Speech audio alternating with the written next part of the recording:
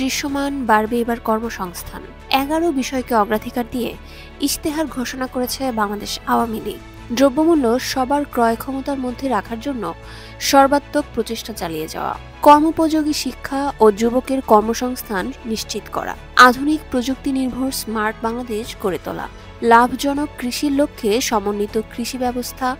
যান্ত্রিকীকরণ ও প্রক্রিয়াজাতকরণে বিনিয়োগ বৃদ্ধি, দৃশ্যমান অবকাঠামোর সুবিধা নিয়ে এবং বিনিয়োগ বৃদ্ধি করে